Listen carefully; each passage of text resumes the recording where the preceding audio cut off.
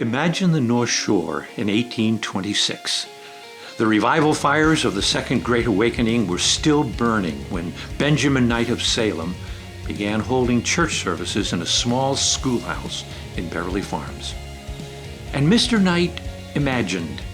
He imagined that the small gathering could grow into a thriving gospel-centered church that would impact its neighborhood for Christ. And it did. The group became an official church in 1829 and began baptizing believers, sharing communion, and holding concerts of prayer. More and more committed their lives to Christ and were baptized over the next 70 years. The building expanded to accommodate the growing congregation, and it all began with a gospel-driven imagination.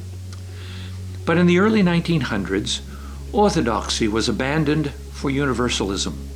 The congregation dwindled to 15 people by 1938, but there was a small group of believers led by Deacon Day who imagined. They imagined what God could do if the gospel witness was kept alive. So they prayed fervently. And in 1950, they called Millard Froman, an evangelical pastor, to lead the church for the first time in 50 years. Froman and his successors, including William Nigel Kerr, Wayne Hill, Richard Schonert, and Mark Coleman, all imagined that God could expand his kingdom through the local church. The ministry of what is today North Shore Community Baptist Church has been marked by deep understanding of Scripture, a community that encourages and supports one another, and a commitment to spreading the gospel throughout the world. And it all happened because someone imagined what God could do. Today we feel as though there is another opportunity for a major move of God. Essex County is one of the least reached counties in the U.S. It's estimated that less than 3% of the people in our county have a meaningful relationship with Christ. Imagine if that percentage were doubled or tripled over the next 10 years. Imagine if your neighbor began asking you about what's different in your life.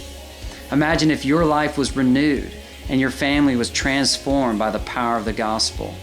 Imagine if homes were opened up, prayer was mobilized, skeptics were welcomed, leaders were developed, old divisions were healed, and churches were partnering together in mission. Imagine if there were a gospel movement on the North Shore.